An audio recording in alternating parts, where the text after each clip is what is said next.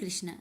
प्यारे भक्तों, आज के इस वीडियो में आप सभी जानेंगे फाल्गुन कृष्ण पक्ष की एकादशी व्रत की पूजन विधि, तिथि, शुभ मुहूर्त, महत्व और अंत में श्रवण करेंगे कथा।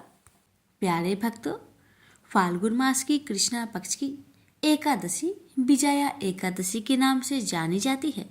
इस व्रत का उल्लेख पद्म और स्कंद पुराण में मिलता है। नाम के अनुसार ही इस एकादशी का व्रत करने वाला सदा विजयी रहता है। प्राचीन काल में कई राजा महाराजा इस व्रत के प्रभाव से अपने निश्चित हार को भी जीत में बदल चुके हैं।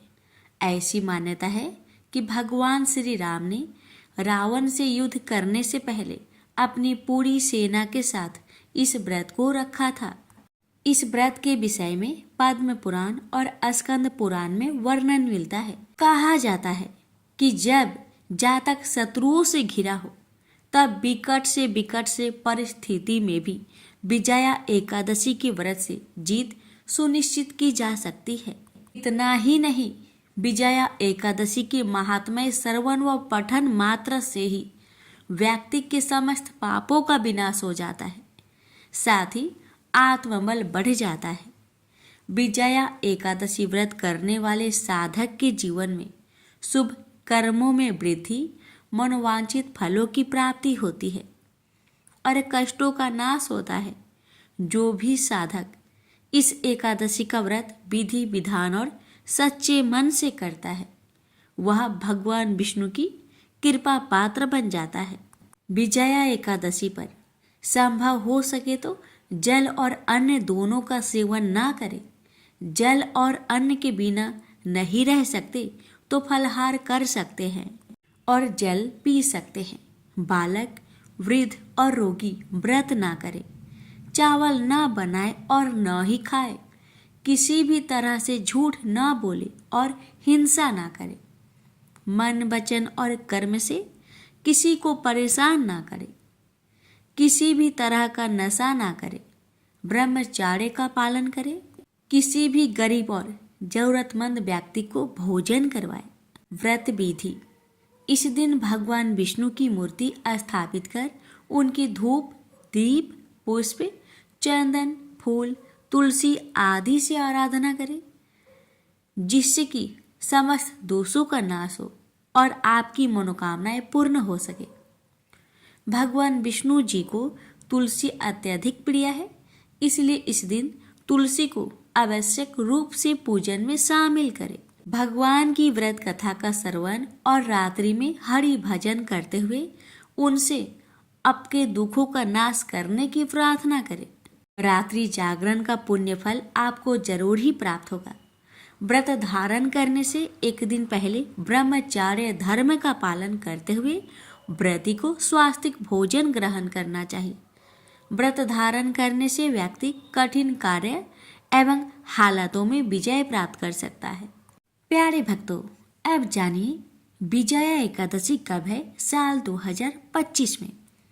हिंदू पंचांग के अनुसार फाल्गुन मास की एकादशी तिथि की शुरुआत 23 फरवरी को दोपहर 1:55 पर होगी। वहीं तिथि का समापन 24 फरवरी को दोपहर 1:44 पर होगा। उदया तिथि के अनुसार इस बार विजया एकादशी का व्रत सोमवार 24 फरवरी को रखा जाएगा। वैदिक पंचांग के अनुसार विजया एकादशी के दिन का मुहूर्त ब्रह्म मुहूर्त रहेगा सुबह 5:11 से 6:10 तक। विजय मुहूर्त रहेगा दोपहर 2:29 से 3:15 तक। गोधूली मुहूर्त शाम 6:15 से 6:40 तक। निशीता मुहूर्त रात्रि 12:09 से 12:59 तक। विजया एकादशी पारण का समय: एकादशी व्रत का पारण अगले दिन द्वादशी तिथि पर किया जाता है, यानी विजया एकादशी व्रत का पारण 25 फरवरी को सुबह 6:50 से लेकर 9:08 तक रहेगा। इस दौरान व्रत करने वाले लोग पारण कर सकते हैं। विजया एकादशी व्रत कथा। धर्मराज युधिष्ठिर बोले, हे जनार्दन, फाल्गुन मास के कृष्ण पक्ष की एकादशी का क्या नाम है तथा उसकी विधि क्या है? कृपा करके आप मुझे बतलाइए। श्री भगवान बोले, हे राजन, फाल्गुन मास के कृष्ण पक्ष की एकादशी का नाम विजया एकादशी है। इसके व्रत के प्रभाव से मनुष्य को विजय प्राप्त होती है। यह सब व्रतों से उत्तम व्रत है। इस विजया एकादशी के महात्म्य के श्रवण व पठन से समस्त पाप नाश को प्राप्त हो जाता है। एक समय देवऋषि नारद जी ने जगत पिता ब्रह्मा जी से कहा, महाराज, आप मुझसे फाल्गुन मास के कृष्ण पक्ष की एकादशी का विधान कहे। ब्रह्मा जी कहने लगे कि हे नारद, विजया एकादशी का व्रत पुराने तथा नए पापों को नाश करने वाला है। इस विजया एकादशी की विधि मैंने आज तक किसी से भी नहीं कही। यह समस्त मनुष्यों को विजय प्रदान करती है। त्रेता युग में मर्यादा पुरुषोत्तम श्री रामचंद्र जी को जब 14 वर्ष का वनवास हो गया, तब वे श्री लक्ष्मण तथा सीता जी सहित पंचवटी में निवास करने लगे। वहाँ पर दुष्ट रावण ने जब सीता जी का हरण किया, तब इस समाचार से श्री रामचंद्र जी तथा लक्ष्मण अत्यंत व्याकुल हुए और सीता जी की खोज में चल दिए। घूमते घूमते जब वे मरणासन जटायु के पास पहुँचे, तो जटायु उन्हें सीता जी का वृत्तांत सुनाकर स्वर्गलोक चला गया। कुछ आगे जाकर उनकी सुग्रीव से मित्रता हुई और बाली का वध किया। हनुमान जी ने लंका में जाकर सीता जी का पता लगाया और उनसे श्री रामचंद्र जी और सुग्रीव की मित्रता का वर्णन किया। वहाँ से लौटकर हनुमान जी ने भगवान राम के पास आकर सब समाचार कहे। श्री रामचंद्र जी ने वानर सेना सहित सुग्रीव की सम्मति से लंका को प्रस्थान किया। जब श्री रामचंद्र जी समुद्र से किनारे पहुँचे, तब उन्होंने मगरमच्छ आदि से युक्त उस अगाध समुद्र को देखकर लक्ष्मण जी से कहा कि इस समुद्र को हम किस प्रकार से पार करेंगे। श्री लक्ष्मण ने कहा, हे पुराण पुरुषोत्तम, आप आदि पुरुष है, सब कुछ जानते हैं। यहाँ से आधा योजन दूर पर कुमारी द्वीप में बगदालभ्य नाम के मुनि रहते हैं। उन्होंने अनेक ब्रह्मा देखे हैं। आप उनके पास जाकर इसका उपाय पूछिए। लक्ष्मण जी के इस प्रकार के वचन सुनकर श्री रामचंद्र जी बगदालभ्य ऋषि के पास गए और उनको प्रणाम करके बैठ गए। मुनि ने भी उनको मनुष्य रूप धारण किए हुए पुराण पुरुषोत्तम समझकर उनसे पूछा कि हे राम, आपका आना कैसे हुआ? रामचंद्र जी कहने लगे कि हे ऋषि, मैं अपनी सेना सहित यहाँ आया हूँ और राक्षसों को जीतने के लिए लंका जा रहा हूँ। आप कृपा करके समुद्र पार करने का कोई उपाय बतलाइए। मैं इसी कारण आपके पास आया हूँ। बगदालभ्य ऋषि बोले कि हे राम, फाल्गुन मास के कृष्ण पक्ष की एकादशी का उत्तम व्रत करने से निश्चय ही आपकी विजय होगी, साथ ही आप समुद्र भी अवश्य पार कर लेंगे। इस व्रत की विधि यह है कि दशमी के दिन स्वर्ण, चांदी, तांबा या मिट्टी का एक घड़ा बनाए। उस घड़े को जल से भरकर तथा 5 पल्लव रख वेदिका पर स्थापित करें। उस घड़े के नीचे सतनजा और ऊपर जौ रखे। उस पर श्री नारायण भगवान की स्वर्ण की मूर्ति स्थापित करें। एकादशी के दिन स्नान आदि से निवृत्त होकर धूप, दीप, नैवेद्य, नारियल आदि से भगवान की पूजा करें। तत्पश्चात घड़े के सामने बैठकर दिन व्यतीत करें और रात्रि को भी उसी प्रकार बैठे रहकर जागरण करे। द्वादशी के दिन नित्य नियम से निवृत्त होकर उस घड़े को ब्राह्मण को दे दे। हे राम, यदि तुम भी इस व्रत को सेनापतियों सहित करोगे तो तुम्हारी विजय अवश्य होगी। श्री रामचंद्र जी ने ऋषि की कथा अनुसार इस व्रत को किया और इसके प्रभाव से दैत्यों पर विजय पाई। अतः हे राजन, जो कोई मनुष्य विधि पूर्वक इस व्रत को करेगा, दोनों लोकों में उसकी अवश्य विजय होगी। श्री ब्रह्मा जी ने नारद जी से कहा था कि हे पुत्र, जो कोई इस व्रत के महात्म्य को पढ़ता या सुनता है उसको वाजपेयी यज्ञ का फल प्राप्त होता है।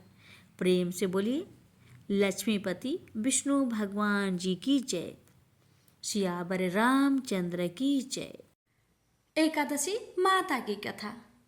एक बार एक राज्य में एक राजा रहा करता था। राजा बहुत ही बुद्धिमान और बलशाली था। राजा सदैव अपनी प्रजा का बहुत अच्छे से ध्यान रखता था। प्रजा भी अपने राजा को बहुत पसंद करते थे। राजा की 2 बेटियां थीं। राजा अपनी दोनों बेटियों से बहुत प्रेम करता था। राजा की छोटी बेटी देखने में बहुत सुंदर और आकर्षण थी और राजा की बड़ी छोटी बेटी के मुकाबले थोड़ा कम सुंदर थी। राजा की छोटी बेटी 11 माता की पूजा किया करती थी और सभी लोग राजा की छोटी बेटी से बहुत प्रेम करते थे और बहुत प्रशंसा किया करते थे। राजा भी अपनी छोटी बेटी को बड़ी बेटी से अधिक प्रेम करता था, जिस कारण राजा की बड़ी बेटी को अपनी छोटी बहन से बहुत नफरत होने लगी थी। राजा की दोनों बेटियां जब बड़ी हो गई तब एक पड़ोस राज्य में रहने वाला राजकुमार राजा की बड़ी बेटी के लिए रिश्ता लेकर आया। लेकिन जैसे ही उस राजकुमार की नज़र राजा की छोटी बेटी पर पड़ी तो वह राजकुमार राजा की छोटी बेटी पर आकर्षक हो गया और उससे पहली नज़र में ही प्रेम कर बैठा। उस राजकुमार ने राजा की बड़ी बेटी के साथ विवाह करने से मना कर दिया और उसने राजा से कहा कि मैं आपकी छोटी बेटी से विवाह करना चाहता हूँ। जिसके बाद राजा की बड़ी बेटी यह देखकर अपनी छोटी बहन से बहुत क्रोधित हो गई और राजा की बड़ी बेटी ने अपनी छोटी बहन को अपना सबसे बड़ा दुश्मन मान लिया। राजा की बड़ी बेटी ने अपनी छोटी बहन से बदला लेने का निर्णय लिया, जिसके लिए उसने अपनी छोटी बहन को जान से मारने का प्लान बनाया। राजा की बड़ी बेटी ने अपनी छोटी बहन को मारने के लिए सबसे पहले एक लड्डू में जहर मिलाकर अपनी छोटी बहन को दे दिया और उसको लड्डू खाने के लिए कहा। लेकिन लड्डू खाने के बाद भी छोटी बहन को कुछ नहीं हुआ। बड़ी बहन यह देखकर बहुत आश्चर्यचकित हो गई। लेकिन बड़ी बहन ने हार नहीं मानी और उसने जब रात में छोटी बहन अपने कमरे में सो रही थी तब एक मटके में सांप रखकर उस कमरे में छोड़ दिया। लेकिन सांप भी छोटी बहन का कुछ नहीं कर पाया, जिसके बाद बड़ी बहन ने अपनी छोटी बहन से कहा कि चलो हम लोग कुएं में से पानी भरकर लाते हैं। जिसके लिए वह अपनी छोटी बहन को पानी भरने के बहाने कुएं के पास ले गई और उसने अपनी छोटी बहन को कुएं में धक्का दे दिया। लेकिन छोटी बहन को तब भी कुछ नहीं हुआ, क्योंकि हर बार 11 माता उसकी रक्षा कर रही थी और उधर बड़ी बहन अपने सारे प्रयासों के बाद असफल हो रही थी, जिससे वह बहुत क्रोधित होती जा रही थी। फिर उसने अपनी छोटी बहन के पास जाकर उससे खुद ही पूछा कि मेरी छोटी बहन, तुमको पता है भगवान ने सबकी मृत्यु एक निश्चित समय पर लिखी हुई है, और कैसे तुम्हारी मृत्यु होगी क्या यह तुम जानती हो? तब छोटी बहन ने अपनी बड़ी बहन को बताया कि हाँ, मैं तो जानती हूँ मेरी मृत्यु कैसे होगी। छोटी बहन से यह सुनकर बड़ी बहन मन ही मन बहुत प्रसन्न होने लगी और उसने अपनी छोटी बहन से कहा कि तो मुझे अपनी मृत्यु का राज बताओ। छोटी बहन ने अपनी बड़ी बहन से कहा कि मेरी मृत्यु तो एक तोते में है, जो तोते के गले में एक हार है, उससे मेरी मृत्यु होगी। जब कोई भी व्यक्ति तोते को मारकर वह हार अपने गले में पहनेगा तो मैं मूर्छित हो जाऊंगी, और जैसे ही उस हार को अपने गले से उतारेगा तो मैं वापस से जीवित हो जाऊंगी।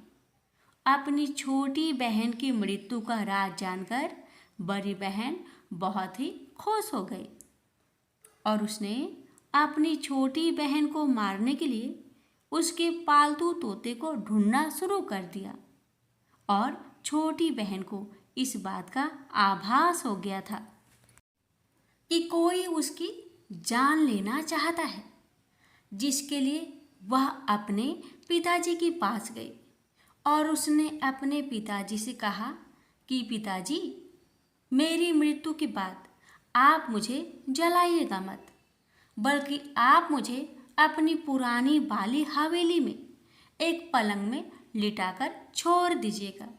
अपनी छोटी लड़की की यह बात सुनकर राजा बहुत आश्चर्यचकित हो गए। राजा ने अपनी छोटी बेटी से पूछा, बेटी, तुम ये क्या कह रही हो? तब राजा की छोटी बेटी ने बताया, पिताजी, समय किसी के लिए नहीं रुका है, कब क्या हो जाए किसी को कुछ पता नहीं है। और फिर राजा ने अपनी छोटी बेटी से कहा कि तुम ऐसी बातें क्यों कर रही हो? 3 दिन में तो तुम्हारा विवाह है। लेकिन छोटी बेटी ने अपने पिताजी को ऐसा करने पर मजबूर कर दिया और उनसे वचन ले लिया। राजा ने भी अपनी छोटी बेटी की बात स्वीकार कर ली और 2-3 दिनों के बाद जब शादी का समय आया तब राजकुमार बारात लेकर राजा के घर आया और राजकुमार और राजा की छोटी बेटी का विवाह शुरू हो गया। जैसे ही राजा की छोटी बेटी राजकुमार के साथ फेरे लेना शुरू करती है तो उसकी बड़ी बहन अपनी छोटी बहन के कमरे में जाकर उसके तोते को पकड़ लेती है और उसको जान से मार देती है। तोते के गले में जो हार था उसको अपने गले में धारण कर लेती है। जैसे ही बड़ी बहन उस हार को अपने गले में धारण करती है तो उधर छोटी बहन 3.5 फेरे ही ले पाती है और वहीं पर बेहोश होकर गिर जाती है। जिसके बाद राजा ने बड़े बड़े दर्द हकीमों को बुलाया और अपनी छोटी बेटी का इलाज करने के लिए कहा। राजा की बात सुनकर वैद्य ने छोटी बेटी को जब चेक किया तो राजा को बताया कि आपकी छोटी बेटी ना तो जीवित है और ना ही मरी हुई है। यह मैं ऐसा पहली बार देख रहा हूँ। राजा ने वैद्य और हकीम को यह बात बाहर बताने से मना कर दिया और उनको कहा कि अगर तुमने यह बात किसी को बाहर बताई तो हम तुम्हें फांसी दे देंगे।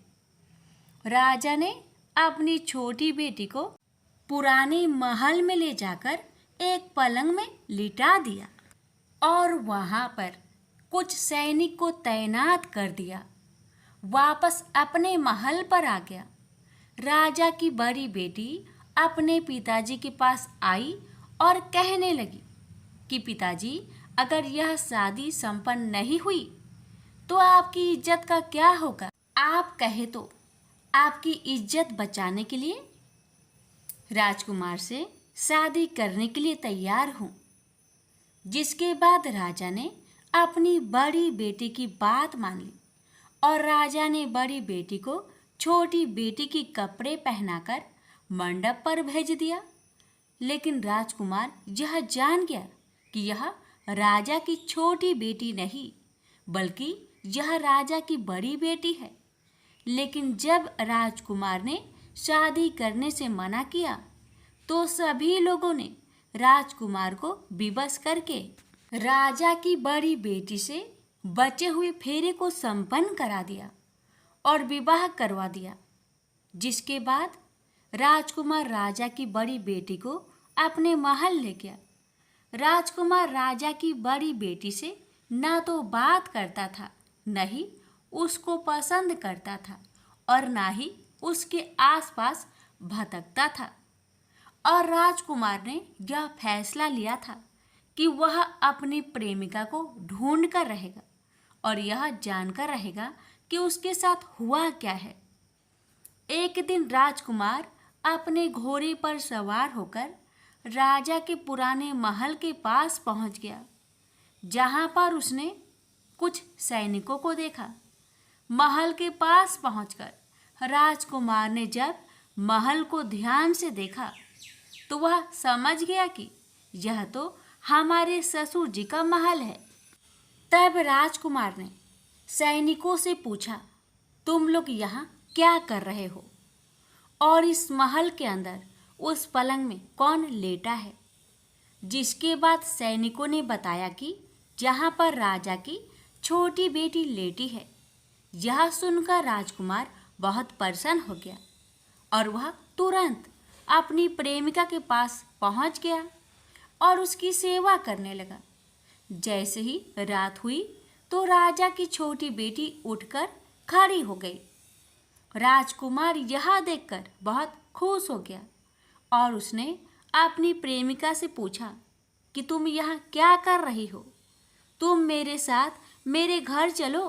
राजा की छोटी बेटी ने राजकुमार को सारी बातें बता दी कि मेरी जान एक तोते में बसी थी और मैंने यह बात सिर्फ अपनी बड़ी बहन को बताया था और मुझे पता है कि उसने ही मुझे मारने का प्रयास की है।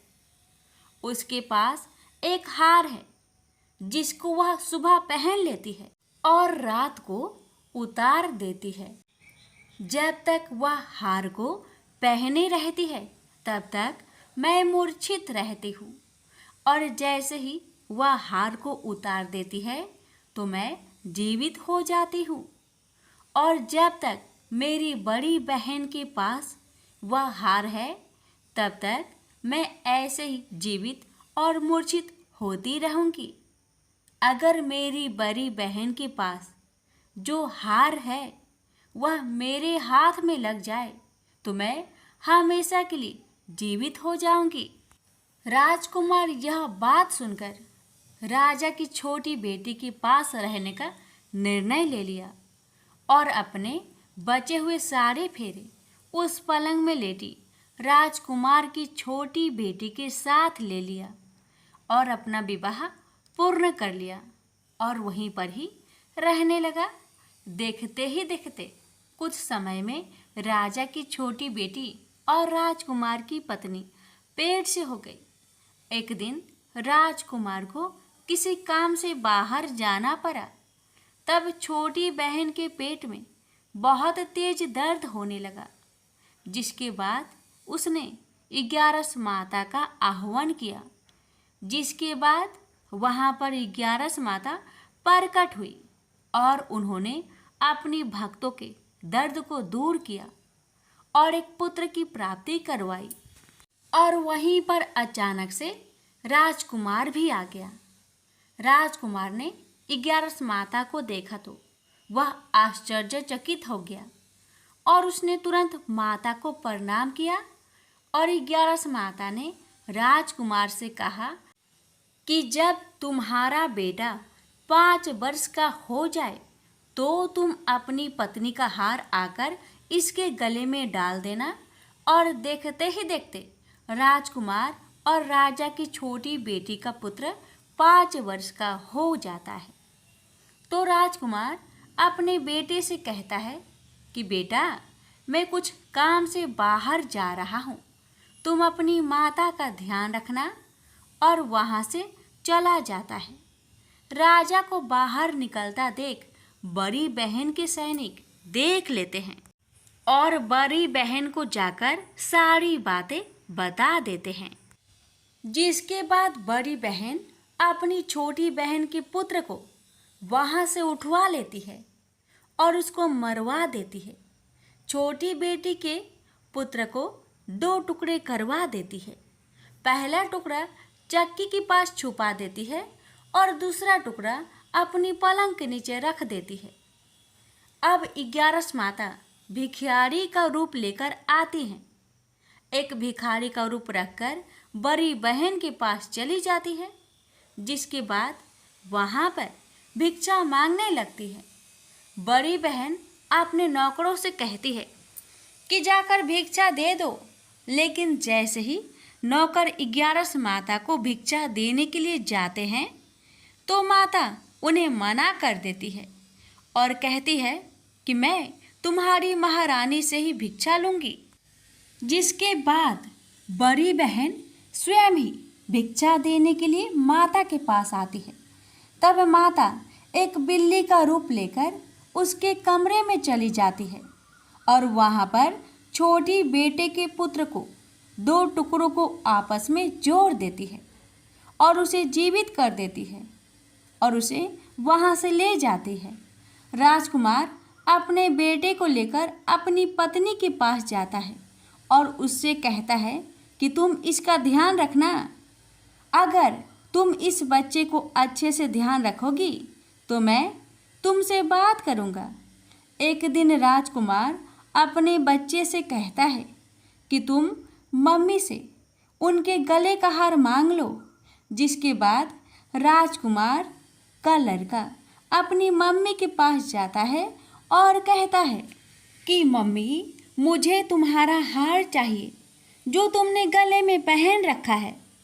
यह सुनकर पहले तो बड़ी बहन बहुत क्रोधित होती है, पर उसको यह याद आता है कि राजकुमार ने कहा था कि अगर मैं इस बच्चे का ध्यान अच्छे से रखूंगी तो वह मुझसे बात करेंगे, जिसके कारण वह हार को उस बच्चे को दे देती है और वह तुरंत हार ले जाकर अपने पिताजी को दे देता है। और तभी राजकुमार अपने बेटे को लेकर वहाँ से जाने लगता है और अपनी पत्नी से कहता है कि तुम हमारे लिए खाना बनाकर रखना, मैं शाम को आकर तुम्हारे साथ खाऊंगा। और वह अपने बेटे को लेकर वहाँ से चला जाता है।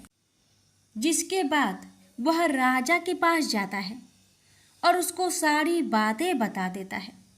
राजा अपनी बड़ी बेटी की यह करतूत सुनकर बहुत क्रोधित होते हैं और अपनी परवरिश पर ही दोष देने लगते हैं और राजकुमार को अपनी छोटी बेटी के साथ रहने के लिए आदेश देते हैं।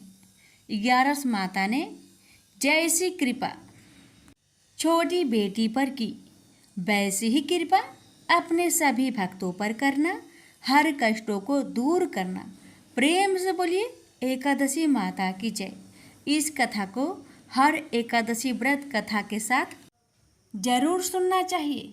इससे लक्ष्मी नारायण एकादशी माता की विशेष कृपा प्राप्त होती है। प्रेम से बोलिए लक्ष्मी नारायण की जय, एकादशी माता की जय।